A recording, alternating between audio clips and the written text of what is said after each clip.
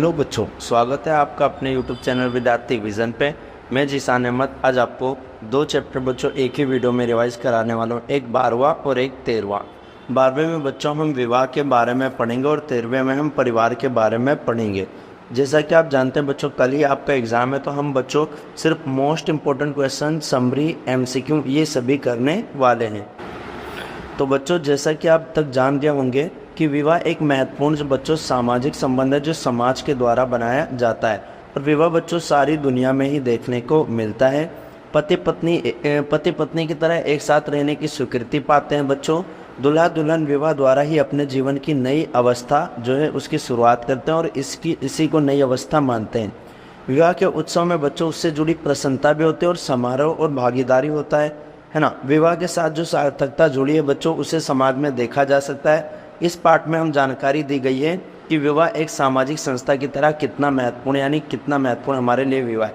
तो विवाह का अर्थ तो जानते ही बच्चों, जब बच्चों स्त्री और पुरुष को एक साथ रहने के सामाजिक सामाजिक स्वीकृति प्राप्त होती है तो उसे हम विवाह कहते हैं। यानी स्त्री पुरुष जब एक साथ रह सकते हैं, उनको सामाजिक स्वीकृति मिली है, वो संतान उत्पन्न कर सकते हैं, तो उसे हम विवाह कहते हैं बच्चों। और विवाह एक सामाजिक संस्था के रूप में हमारे वहाँ सबसे महत्वपूर्ण होता है। तो इस पार्ट में हम बच्चों विवाह की परिभाषा दे सकेंगे, विभिन्न प्रकार के विवाह का वर्णन करेंगे और विवाह को एक धार्मिक संस्कार के रूप में देखेंगे। साथ ही साथ में मुस्लिमों में निकाह एक संविदा होता है बच्चों, और विवाह और हिंदू विवाह के बारे में जानेंगे। विवाह की संस्था में आए परिवर्तन के बारे में पढ़ेंगे। अब बच्चे थोड़ा रोटेट में है ना आपकी वेबसाइट पे ही। तो विवाह एक ऐसी संस्था है जो स्त्री और पुरुष को बच्चों भौतिक, मनोवैज्ञानिक, सामाजिक, सांस्कृतिक और आर्थिक आवश्यकताओं की पूर्ति करता है, तो उसे हम विवाह कहते हैं। तो ये विवाह की डेफिनेशन आपको याद करना है कि ये विवाह क्या है। एक ऐसी संस्था होती है जो पुरुष और स्त्री की जो भौतिक आवश्यकता होती है, मनोवैज्ञानिक, सामाजिक, सांस्कृतिक और आर्थिक आवश्यकताओं की पूर्ति करता है, उसे हम विवाह कहते हैं बच्चों। तो यह आपको ध्यान में रखना है। उसके बाद कुछ पाठगत प्रश्न आते हैं बच्चों, तो निम्नलिखित में से सही और गलत बताना है। विवाह एक सामाजिक संबंध है जो पारिवारिक जीवन की शुरुआत करता है, तो ये सही है बच्चों। विवाह एक महत्वपूर्ण संस्था क्यों माना जाता है बच्चों, तो ये पति और पत्नी में स्थायी संबंध स्थापित करता है। इसका उद्देश्य बच्चों को प्रजनन करना। ये लैंगिक व्यवहार और सामाजिक सजातीयता को नियंत्रित करता है, तो ये तीनों ही इसका उत्तर है, तो इसका उपयुक्त सभी आएगा। रिक्त स्थान की पूर्ति कीजिए। समाज पुरुष और स्त्री के बीच वैवाहिक संबंध की स्वीकृति नागरिक और धार्मिक उत्सव के द्वारा ही देता है। विवाह किसे कहते हैं बता दिया बच्चों, एक वाक्य में लिखना है कि विवाह जो है सामाजिक संस्था है जिसमें स्त्री और पुरुष को सामाजिक संबंध बनाने की स्वीकृति समाज के द्वारा दिया जाता है, उसे हम विवाह कहते हैं। अब आता है बच्चों विवाह के प्रकार। तो विवाह के बच्चों दो रूप से देखा जा सकता है, पति पत्नी की संख्या के आधार पर, एक जीवन साथी वर्ण के तरीके के आधार पर। तो पति पत्नी की संख्या के आधार पर एक विवाह होता है और बहुविवाह होता है, यानी विवाह एक विवाह और बहुविवाह। बहुविवाह भी चलकर बच्चों आगे दो भाग में बढ़ जाता है। बहुविवाह में बहुपति विवाह होता है और बहुपत्नी विवाह होता है। बहुपति मतलब जब एक स्त्री के कई सारे पुरुष पति होते हैं तो उसे बहुपति विवाह कहते हैं। बहुपत्नी का अर्थ होता है बच्चों जब एक स्त्री के एक पुरुष की कई सारी पत्नियां होती हैं। बहुपति भी दो प्रकार का होता है बच्चों, एक होता है भ्रातृ बहुपति विवाह, एक होता है अभ्रातृ बहुपति विवाह। भ्रातृ उसे कहते हैं जैसे मान लो एक लड़की है, उसने क्या है एक लड़की से शादी कर लिया और अब उसके भाई से भी शादी कर लिया, तो इसे भ्रातृ बहुपति विवाह कहते हैं। अभ्रात किसे कहते हैं, जैसे मान लो कि उसने भाइयों से शादी नहीं किया पर कई सारे पति, उसको तो अभ्रात बहुपति विवाह कहते हैं। इस डायग्राम की हेल्प से बच्चों विवाह समझ जाएंगे। विवाह एक विवाह होता है जब एक स्त्री एक पुरुष एक ही लोगों से शादी करते हैं, तो उसे एक विवाह कहते हैं। बहुविवाह मतलब जब दो या दो से अधिक जीवन साथी होते हैं। बहुविवाह दो प्रकार का होता है, बहुपत्नी विवाह यानी एक पति के कई सारी पत्नियां होती है, कई सारी लड़कियों से शादी करता है। बहुपति विवाह मतलब एक पत्नी जो है कई सारे पतियों से शादी करता है ना। तो बहुपति विवाह में भ्रातृ बहुपति विवाह यानी जब दोनों भाई होते हैं आपस में, यानी एक पत्नी है एक लड़की है, एक लड़के से शादी किया फिर उसके भाई से भी कर दिया, तो भ्रातृ बहुपति विवाह होता है। जैसे बच्चों द्रौपदी का विवाह हुआ था, द्रौपदी ने क्या किया था, पांचों पांडवों भाई से शादी कर लिया था। अब भ्रात बहुपति विवाह मतलब जो भाई नहीं होते हैं परस्पर। तो ये विवाह है, विवाह के प्रकार है बच्चों। आपके एग्जाम में मोस्ट इंपॉर्टेंट क्वेश्चन है, आपके एग्जाम में पूछ सकता है। उसके बाद आएगा बच्चों सही उत्तर छाटिए। तो विवाह का वह रूप जिसमें एक आदमी एक ही समय में एक से अधिक स्त्रियों से विवाह करता है, तो बहुपत्नी होता है। निम्न कथन सही है या गलत। विश्व भर में विवाह का सबसे प्रचलित रूप क्या है बच्चों, एक विवाह है, यानी एक विवाह सबसे प्रचलित है पूरे विश्व में। अधिकांश भारतीयों में बच्चों एक विवाह सबसे अधिक प्रचलित पाया जाता है।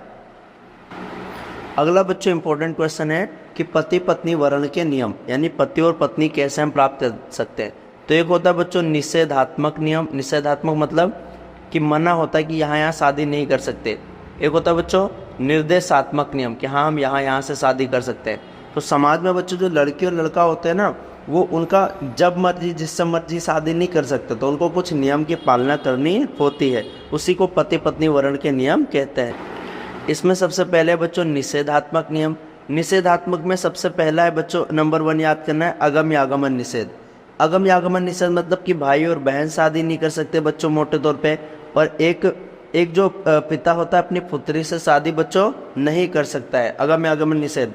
और एक माता जो है अपने पुत्र से शादी नहीं कर सकते, यानी जिनसे क्या होता है बच्चों, जिन लोगों के साथ यौन संबंध वर्जित होता है, तो भाई बहन हो गया बच्चों, है ना। तो ये ध्यान रखना आपको, पुत्र है ना, भाई और बहन का विवाह वर्जित होता है, माता और पुत्र का विवाह वर्जित है बच्चों, है ना, पिता और पुत्री का विवाह वर्जित है, तो इसे हम अगम्य आगमन निषेध कहते हैं कि शादी नहीं कर सकते। उसके बाद बच्चों अगला आता है बहिर्विवाह के नियम है बच्चों, है ना।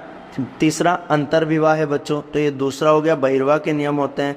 तीसरा अंतर्विवाह होता है। बहिर्विवाह के नियम मतलब वह परंपरा जिसमें एक आदमी से अपेक्षा की जाती है कि वह निश्चित समूह से बाहर विवाह नहीं करेगा, यानी अपनी जाति समूह के बाहर नहीं करेगा। ज़्यादातर जगह अंतर्विवाह होता है कि अपने ही उसमें शादी करना है बच्चों, जाति धर्म में शादी करना है। लेकिन गोत्र जो होता है बच्चों वो बहिर्विवाही होती है, यानी इंसान अपने गोत्र में शादी नहीं कर सकता है। उसके बाद आता है आपका नेक्स्ट बच्चों, हाँ ये थोड़ा टेढ़ा है बच्चों, अनुलोम होता है, अनुलोम होता है। उसके बाद होता है प्रतिलोम बच्चों। अनुलोम का मतलब होता है जब ऊंची जाति का लड़का होता है और नीची जाति की लड़की के शादी कर लेता है। प्रतिलोम ऊंची जाति की लड़की होती है, नीची जाति का लड़का होता है, शादी कर देते हैं। तो ये अनुलोम और प्रतिलोम है। उसके बाद आता है बच्चों निर्देशात्मक नियम, यानी जहाँ शादी कर सकते हैं तो पहला समांतर भाई बहन के बीच में विवाह करा सकते हैं, यानी उनके बच्चों के बीच में, उनके बीच में नहीं बच्चों, ममेरी फुफेरी लड़के लड़कियों में विवाह करा सकते हैं बच्चों, है ना। उसके बाद में एक होता है बच्चों पति भ्राता विवाह, कि अपने पति के भाई से ही शादी कर लेते हो तो उसे हम पति भ्राता विवाह कहते हैं। शाली विवाह कहते हैं बच्चों की जैसे मान लो कि किसी ने शादी किया और तो उसकी जो वाइफ की डेथ हो गई तो उसकी जो छोटी बहन थी ना वाइफ की, उससे शादी कर लेते हैं, उसे हम शाली विवाह भी कहते हैं। अब बच्चों क्वेश्चन आता है कि ऊंची जाति का व्यक्ति निम्न जाति की स्त्री से शादी करता है तो उसे हम अनुलोम कहते हैं। एक आदमी अपनी मृत पत्नी की छोटी बहन से विवाह कर लेता है तो उसे हम बच्चों शाली विवाह कहते हैं, शाली विवाह। तो विवाह चैप्टर में बच्चों बहुत आसान क्वेश्चन आएंगे, बस आपके कॉन्सेप्ट जो हैं थोड़ा क्लियर होने चाहिए। साथ ही में बच्चों निम्नलिखित कथन सही है या गलत है। तो प्रतिलोम विवाह है जिसमें पत्नी उच्च जाति की होती है और पति निम्न जाति का होता है, तो ये सही है बच्चों। निम्न कथनों का सही मिलान कीजिए। अगला है बच्चों मिलान करना। बहिर्विवाह मतलब अपने समूह से बाहर विवाह करना, अंतर्विवाह मतलब अपने समूह विवाह करना, पति भ्राता मतलब विधवा को अपने मर्द भाई के साथ विवाह करना, समानांतर भाई बहन विवाह ममेरी फुफेरी संतानों के बीच में विवाह करना। अगला महत्वपूर्ण प्रश्न आएगा बच्चों विवाह के प्रकार। प्रकार का मतलब क्या होता है, काम क्या है विवाह के। सबसे पहला विवाह करा जाता है यौन संतुष्टि के लिए। दूसरा बच्चों विवाह के प्रकार हैं बच्चों का प्रजनन करना और उनका पालन पोषण करना, यानी बच्चों को पालना, है ना, बच्चों को जन्म देना। तो ये बच्चों विवाह का दूसरा महत्वपूर्ण कार्य है। तीसरा है बच्चों आर्थिक सहयोग और सुरक्षा के लिए विवाह किया जाता है ताकि एक दूसरे को मदद कर सके, हेल्प कर सके बच्चों। चौथा बच्चों सहचारिता और संयोगात्मक संवेग के जरिए विवाह किया जाता है। तो अगर पूछे बच्चों विवाह के काम क्या हैं तो 4 हैं, आपको बताना है। सहचारिता और संवेगात्मक, इसमें विवाह पति और पत्नी के रूप में निरंतर साथ रहने वाले एक जीवन साथी प्रदान करता है, यानी सहचारिता जो साथ साथ रहेगा। प्रारंभ में पति और पत्नी एक दूसरे से बच्चों परिचित नहीं होते थे पहले, लेकिन जैसे जैसे वो साथ रहते हैं, समय बिताते हैं, वो अच्छे मित्र बन जाते हैं और गुजरते समय के साथ साथ उनके बीच में बच्चों प्रेम बढ़ता जाता है। सुख और दुख दोनों में एक साथ सामाजिक और आर्थिक संवेगात्मक रूप से मदद करते हैं। तो विवाह के बच्चों कार्य पूछ लेता है तो आपको ये लिखना है। अगला पाठगत प्रश्न है बच्चों निम्न से किस परिवार में महत्वपूर्ण प्रकार समझा जाता है। तो यौन संतुष्टि, बच्चों का प्रजनन, आर्थिक सहयोग, ये तीनों महत्वपूर्ण प्रकार हैं बच्चों। निम्न कथन सही है या गलत? विवाह एक ऐसी संस्था जो समूह तथा इसकी संस्कृति को जीवित रखता है। सही है बच्चों। विवाह का महत्वपूर्ण प्रकार समूह तथा समूह, इसी तरह व्यक्ति के लिए, क्या यह बयान सही है? सही है बच्चों। विवाह के आर्थिक प्रयास लिखना है, ये आपको बताना है कि विवाह के आर्थिक काम क्या है, एक दूसरे को सपोर्ट करना, पैसों से मदद करना, है ना, तो यह आर्थिक प्रकार में आते हैं। अगला आता है बच्चों हिंदू विवाह। तो हिंदू विवाह बच्चों धर्म, प्रजा और रीति का पालन करने के लिए हिंदू में क्या किया जाता है? विवाह किया जाता है। हिंदुओं के अंदर विवाह बच्चों विवाह विच्छेद की मनाही है, यानी वो एक बार शादी कर लेते हैं ना तो 7 आत्माओं मतलब पवित्र आत्माओं का मिलन होता है और वो 7 जन्म तक साथ रहने की कस्में खाते हैं। यानी हिंदू विवाह में विवाह विच्छेद नहीं कर सकते थे बच्चों पहले, लेकिन अब कर सकते हैं। तो हिंदू विवाह के उद्देश्य क्या है बच्चों? धर्म का पालन करना, प्रजा का और रति का, और इनके जरिए बच्चों मोक्ष की प्राप्ति करना हिंदू विवाह का प्रमुख उद्देश्य है। हिंदू विवाह बच्चों 8 प्रकार का होता है। ब्रह्म विवाह, देव विवाह, आर्ष विवाह, प्रजापति विवाह, असुर विवाह, गांधर्व विवाह, राक्षस विवाह, पिशाच विवाह। तो ये 8 प्रकार के विवाह होते हैं। अगला है बच्चों आपका मुस्लिम विवाह। तो मुस्लिम विवाह एक समुदाय कॉन्ट्रैक्ट की तरह होता है बच्चों, जिसे चाहने पर तोड़ा जा सकता है। मुस्लिम विवाह भी बच्चों 4 प्रकार का होता है। निकाह या सही निकाह, फासिद, मुता और बातिल होता है। मुस्लिम विवाह बच्चों एक संविदा यानी कॉन्ट्रैक्ट होता है और संविदा को तोड़ने पे बच्चों मेहर दिया जाएगा। मेहर किसे कहते हैं बच्चों? कि जो पुरुष होता है, जो पति अपनी पत्नी को देने का वादा करता है कि विवाह विच्छेद होगा तो इतना पैसे रकम देगा, उसे हम मेहर कहते हैं। कुछ महत्वपूर्ण प्रश्न बच्चों, निम्नलिखित कथन सही है या गलत है? तो हिंदू विवाह को अपनी मर्जी माफी तोड़ा जा सकता है बच्चों, गलत है। हिंदू विवाह का सबसे लोकप्रिय क्या है? प्रजापति विवाह है। आर्ष विवाह किसे कहते हैं बच्चों? दुल्हा और दुल्हन के पिता विवाह उपरांत गायों की एक जोड़ी और बैल की एक जोड़ी भेंट देते हैं, उसे आर्ष विवाह कहते हैं। गांधर्व विवाह कहते हैं बच्चों जो लड़के और लड़की पारंपरिक सहमति के बाद किया गया विवाह, तो गांधर्व विवाह होता है। देव विवाह जो ब्राह्मण और पुरोहित के साथ किया जाता है। प्रजापत मतलब जब माता पिता की सलाह के बाद विवाह किया जाता है, तो प्रजापत। और सबसे ज़्यादा फेमस कौन सा है बच्चों? प्रजापति विवाह। मुस्लिम विवाह एक सामाजिक संविदा है, यानी इसको सही है बच्चों, और इसको चाहने पर तोड़ा जा सकता है। अगला बच्चों विवाह के प्रकार मैंने बता दिया आपको। जीवन साथी की संख्या के आधार पर विवाह के प्रकार बताना है। हिंदू विवाह के उद्देश्य बताने बच्चों, मैंने बताया धर्म, रति, प्रजा। मुस्लिम विवाह हिंदू विवाह से कितना भिन्न है ना, संक्षेप में लिखना। प्रजापति विवाह, सही निकाह, मुसलमानों विवाह के प्रकार, ये सभी प्रश्न आपके एग्जाम में आएंगे। तो ये था बच्चों आपका विवाह चैप्टर, उम्मीद करता हूँ समझ में आया होगा। अब हम करेंगे अपना अगला चैप्टर जल्दी जल्दी, उसका नाम है बच्चों परिवार। बच्चों ये आपका परिवार चैप्टर। तो परिवार चैप्टर में भी बच्चों आपके कुछ महत्वपूर्ण प्रश्न बनते हैं जिनके बारे में हम इसमें डिस्कस करेंगे बच्चों। सबसे पहले व्यक्ति और समाज के लिए परिवार जो है एक बहुत ही महत्वपूर्ण सामाजिक समूह होता है। हर एक व्यक्ति का एक ना एक परिवार जरूर होता है बच्चों। कभी कभी एक परिवार में कई सारी पीढ़ियाँ भी रहती हैं। प्रायः परिवार जो है हमारा केंद्रीय बिंदु होता है, जिसके इर्द गिर्द हमारा संपूर्ण जीवन घूमता रहता है। यानी सबसे महत्वपूर्ण सामाजिक समूह कोई होता है बच्चों, तो उसका नाम क्या है? परिवार है। और परिवार के लोग आपस में एक दूसरे से संबंधित होते हैं, रक्त के द्वारा संबंधित होते हैं। परिवार ही बच्चों हमें सामाजिक, आर्थिक और भौतिक आवश्यकताओं की पूर्ति करती है। कभी भी कोई परेशानी आती है बच्चों, तो हमें सोचना नहीं पड़ता कि हमारा परिवार हमारे साथ रहेगा या नहीं रहेगा, क्योंकि इसका आंसर बच्चों हमारा हाँ होता है। हमारा परिवार कभी भी हमारा साथ नहीं छोड़ता, वो सदा हमारे साथ होता है बच्चों, ये आपको ध्यान में रखना है। इस पार्ट में बच्चों परिवार की परिभाषा है ना, उसके बाद परिवार के लक्षण, परिवार के प्रकार क्या क्या काम है, महत्वपूर्ण प्रश्न बनेंगे, और परिवार के अलग अलग प्रकार के बारे में पूछा जाएगा। परिवार किसे कहते हैं बच्चों? तो परिवार हमारे समाज की एक बुनियादी इकाई होती है। अपने न्यूनतम स्वरूप में परिवार पति पत्नी और बच्चे होते हैं पहले, फिर बाद में विशाल अर्थ में परिवार में कई सारी पीढ़ियां भी होती है, मतलब कम से कम पति पत्नी बच्चे होंगे, जिसे एकल परिवार कहते हैं। और जहाँ पे कई सारी पीढ़ियां होती है बच्चों, उसे हम संयुक्त परिवार कहते हैं। ये रिश्तेदार, रक्त, विवाह और दत्तक ग्रहण को भी सम्मिलित करते हैं बच्चों। और परिवार में बच्चों दंपत्ति निवास करते रहते हैं और अपने सामाजिक आर्थिक रूप से एक दूसरे की सहायता करते हैं। परिवार में बच्चों का जन्म परिवार को पूर्णता देता है बच्चों। सामान्य शब्दों में परिवार कम से कम 2 व्यक्तियों के बीच सामाजिक संबंध स्थापित करता है, जैसे एक स्त्री होता है बच्चों, एक पुरुष होता है।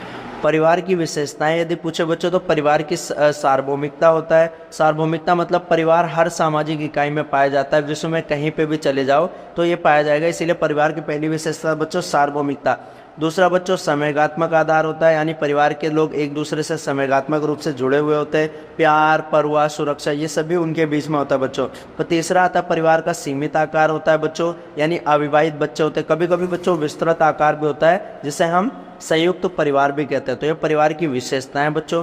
उसके बाद आता है परिवार की चौथी विशेषता बच्चों, सामाजिक संरचना में एकाकी परिवार का भी स्थान होता है। एकाकी परिवार मतलब बुनियादी रूप से जहाँ पे सिर्फ माता पिता और उनके अविवाहित बच्चे रहते हैं बच्चों। सामाजिक नियमन होता है, तो परिवार सामाजिक मानदंड के अनुसार ही काम करता है। सामाजिकरण की प्रक्रिया के माध्यम से परिवार के सदस्यों को सामाजिक मानदंड और रीति रिवाज सिखाया जाता है। परिवार की स्थायी और अस्थायी प्रकृति भी होती है। परिवार बच्चों सार्वभौमिक संस्था है जो निरंतर चलने वाली है और पति और पत्नी के साथ रहते हैं बच्चों, और इसी को हम परिवार के नाम से जानते हैं। तो ये परिवार की बच्चों आपकी कुछ विशेषताएं थी जिन्हें आपको करना है। अब आता है बच्चों निम्नलिखित कथन सही है या गलत। परिवार के सदस्य हमेशा सामान्य निवास करते हैं, तो ये गलत है बच्चों। परिवार के सदस्य एक दूसरे से विवाह या दत्तक ग्रहण के द्वारा जुड़े होते हैं। अगला है बच्चों निम्नलिखित में से सही अर्थ छाटिए। व्यक्ति परिवार का एक महत्वपूर्ण है क्योंकि परिवार एक सदस्य दूसरे सदस्य के प्रति निस्वार्थ समर्पित होता है। बिल्कुल बच्चों, बिना किसी लाभ के परिवार के सदस्य एक दूसरे को सपोर्ट करते हैं। परिवार के सदस्य रक्त के द्वारा, विवाह के द्वारा इन सब माध्यम से जुड़े होते हैं। परिवार के सदस्यों को आर्थिक और सामाजिक सहायता भी देते हैं। व्यक्ति सामाजिकरण परिवार से सीखता है, तो इसका आंसर आएगा उपरोक्त सभी। परिवार को मानव स्वीकृति की नर्सरी भी कहते हैं। क्यों, एक वाक्य में समझाइए। क्योंकि परिवार में से ही इंसान रीति रिवाज ये सभी बातें सीखता है। अगला आता है बच्चों परिवार के प्रकार, यानी परिवार के क्या क्या काम है। तो परिवार का पहला काम है बच्चों जैविकीय प्रकार, यानी सबसे पहला काम क्या है बच्चों, जैविकीय प्रकार, यानी परिवार में पहला सबसे महत्वपूर्ण काम है पति और पत्नी को यौन संतुष्टि मिलती है ना। दूसरा बच्चों को जन्म देते हैं बच्चों इसमें। और परिवार के जैविकीय कार्य सभी परिस्थितियों में व्यक्ति एक दूसरे को क्या करते हैं, संरक्षण देते हैं। तो पहला प्रकार क्या है बच्चों, जैविकीय प्रकार, यानी इसमें यौन संतुष्टि, बच्चों को जन्म देना, हर परिस्थिति में साथ देना, तो परिवार का पहला प्रकार है बच्चों। अगला आता है बच्चों आर्थिक प्रकार, यानी परिवार के लोग क्या होते हैं, आत्मनिर्भर नहीं होते। परिवार एक सीमा तक एक सदस्य दूसरे सदस्य पे भोजन, आवास, वस्त्र पे क्या करता है, डिपेंड करता है। तो आर्थिक प्रकार भी होते हैं। बच्चों का सामाजिकरण भी करते हैं परिवार के लोग, यानी बच्चों की देखभाल करते हैं, उनको संस्कृति सिखाते हैं बच्चों। तो ये सभी व्यवहार, मानदंड, मूल्य, विश्वास, सामाजिक भूमिका, ये सभी बातें बच्चों को सिखाई जाती है और सामाजिकरण की प्रक्रिया से। और ये काम भी बच्चों हमारा परिवार बखूबी करता है। मनोवैज्ञानिक प्रकार, यानी मनोवैज्ञानिक काम भी परिवार का होता है। परिवार के सदस्य बचपन से लेकर वृद्धावस्था तक एक दूसरे के आकर्षण और ज्ञान को अपनी ओर खींचते हैं। और परिवार के लोग हमेशा बच्चों सामने वाले को मोटिवेट ही करते हैं, यानी उनको डिमोटिवेट कभी भी नहीं करते। एक परिवार के सदस्य दूसरे के साथ चाहे कुछ भी हो जाए, खराब स्थितियों में भी उसकी सहायता करने के लिए बच्चों लोग क्या रहते हैं, आतुर रहते हैं। तो यह मनोवैज्ञानिक कार्य। उसके बाद बच्चों कुछ महत्वपूर्ण प्रश्न है। तो बच्चे की प्रारंभिक परवाह और शिक्षा परिवार का प्रकार है, सही बात है। तनावपूर्ण परिस्थितियों में संवेगात्मक सहायता प्रदान करना परिवार का मनोवैज्ञानिक काम है। परिवार के क्या क्या काम है, भौतिक सुरक्षा देना, आर्थिक सहायता देना, समाज के मानदंडों और मूल्यों को समझाना। तो ये सभी काम बच्चों किसके हैं, परिवार के हैं। परिवार के किसी एक आर्थिक प्रकार के बारे में लिखे, तो आर्थिक प्रकार मतलब भोजन, वस्त्र, इन सभी की सुविधाएं देना आर्थिक प्रकार के अंतर्गत आते हैं। अगला बच्चों मोस्ट इम्पोर्टेंट प्रश्न है, और यह है परिवार के प्रकार। तो परिवार बच्चों कई प्रकार के होते हैं। सबसे पहले आवास के आधार पर परिवार बच्चों 3 प्रकार के होते हैं। पितृस्थानिक, पितृस्थानिक का अर्थ होता है वर और वधु। वर और वधु बच्चों शादी करते हैं, जब वधु वर के घर जाती है, यानी पितृस्थानिक लड़की लड़के के घर आती है। मातृस्थानिक मतलब बच्चों जब शादी करेंगे तो लड़का जो है लड़की के घर पे रहने के लिए जाएगा। नवस्थानिक मतलब ये दोनों अलग जगह जाते हैं, वहाँ पे रहते हैं। तो उसे आवास के आधार पर 3 प्रकार के होते हैं बच्चों, पितृस्थानिक, मातृस्थानिक और नवस्थानिक परिवार। उसके बाद आता है बच्चों प्राधिकार के आधार पे, यानी अधिकार के आधार पे पितृसत्तात्मक, जहाँ पे बच्चों पुरुष प्रधान समाज होता है, जो उसे हम पितृसत्तात्मक समाज कहते हैं। आज बच्चों भारत में ज़्यादातर समाज पुरुष प्रधान ही होते हैं। मातृसत्तात्मक किसे कहते हैं बच्चों, जहाँ पे माता की सत्ता चलती है। अगला बच्चों आकार के आधार पे, तो आकार पे बच्चों एक एकाकी परिवार होता है, यानी जहाँ पे आकार में एकाकी परिवार, यानी जहाँ पे सिर्फ माता पिता और उनके बच्चे होते हैं। संयुक्त या विस्तृत परिवार, जहाँ पे 1, 2 या 2 से अधिक पीढ़ी के लोग रहते हैं, तो उसे हम बच्चों वो कहते हैं। तो आकार के आधार पे भी परिवार है। अब आता है बच्चों आपका महत्वपूर्ण प्रश्न, सबसे पहले कि निम्न कथन सही है या गलत? वंशीय संयुक्त परिवार में एक व्यक्ति अपने पुत्र और पौत्र के साथ रहता है। सही है बच्चों। देश परिवार में माता के पास सत्ता होती है मातृ सत्तात्मक, और ये आपके बच्चों खासी, गारो, जयंतिया की पहाड़ियों में पाया जाता है। अगला आता है बच्चों निम्नलिखित में से सही उत्तर छांटिए। परिवार का वह प्रकार जिसमें नवविवाहित जोड़ा मामा के निकट रहता है तो मातुल स्थानीय परिवार कहते हैं।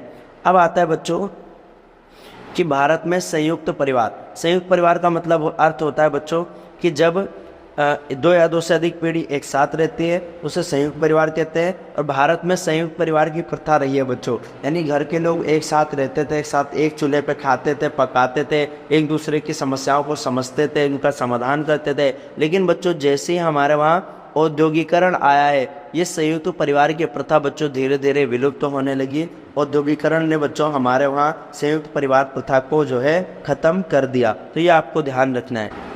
क्वेश्चन आता है बच्चों संयुक्त परिवार का आवश्यक लक्षण सम्मिलित निवास है। गलत है बच्चों, है ना। संयुक्त परिवार में रक्त संबंध को वरीयता वैवाहिक संबंध से अधिक होती है, यानी रक्त के द्वारा जो जुड़े होते हैं वो ज़्यादा महत्वपूर्ण होते हैं, विवाह के द्वारा कम होते हैं। संयुक्त परिवार के बच्चों ये सभी विशेषताएं संयुक्त परिवार के हैं कि सदस्यों को परिवार के मुखिया के आदेश का पालन करना पड़ता है। संयुक्त परिवार में धन उपार्जन, व्यवसाय की उपलब्धियां व्यक्तियों की प्रतिष्ठा नहीं बढ़ाते हैं।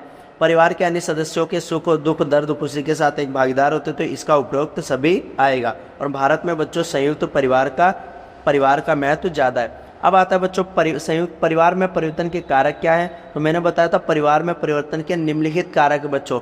औद्योगिकरण, यानी ज़्यादा से ज़्यादा उद्योग धंधे लगने लगे, लोग काम की तलाश में नगरों की तरफ आए और संयुक्त परिवार से एकल परिवार होने लगा, यहाँ पे अपनी फैमिली लेकर चले आए। नगरीकरण हुआ बच्चों, गाँव में रोजगार की तलाश के लिए नगरों में आए। पश्चिमी संस्कृति अपनाने लगे, एक साथ हस्बैंड वाइफ रहने लगे बच्चों। आधुनिक शिक्षा का प्रचार हुआ। संवैधानिक कारक भी है, परिवार में गृह कला होने लगा इसलिए भी टूट रहे बच्चों। और परिवार के प्रकारों को करने वाली विभिन्न समितियों का उद्भव हो गया। तो ये ध्यान रखना, ये परिवार में परिवर्तन लाने वाले कुछ महत्वपूर्ण कारक है।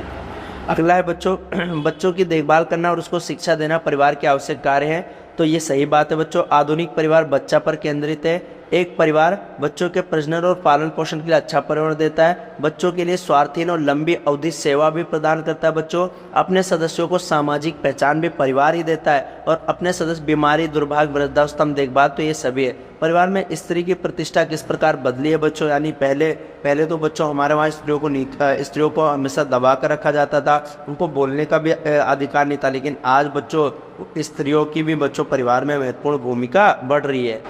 उसके बाद बच्चों आपके एग्जाम में ये कुछ पाठांत प्रश्न आ सकते हैं कि परिवार का क्या अर्थ होता है, व्यक्तिगत निर्माण में परिवार की क्या भूमिका है, परिवार के लक्षण बताओ बच्चों, परिवार के आर्थिक प्रकार है, भारत में संयुक्त परिवार के कौन कौन से लक्षण हैं, परिवार के अस्तित्व की समस्या क्यों आ रही है, कैसे। तो बच्चों आपकी जो सोशलॉजी है बच्चों बहुत ही आसान है। अगर आपने बच्चों चैप्टर को एक बार बस सुन भी लिया है ना, थोड़ा सा पढ़ भी लिया है ना, तो आप बहुत ज़्यादा लिख कर आएंगे। क्योंकि समाजशास्त्र बच्चों समाज का विज्ञान है, यानी हमारे समाज के बारे में पढ़ना, परिवार, विवाह, नातेदारी, तो कोई हार्ड नहीं है बच्चों। बस आपको बेस क्लियर कर रखना है। जैसे कि आपने देखा मैंने आपको सबसे पहले लास्ट का मॉड्यूल कराया था, वो 30 नंबर का आ रहा है बच्चों।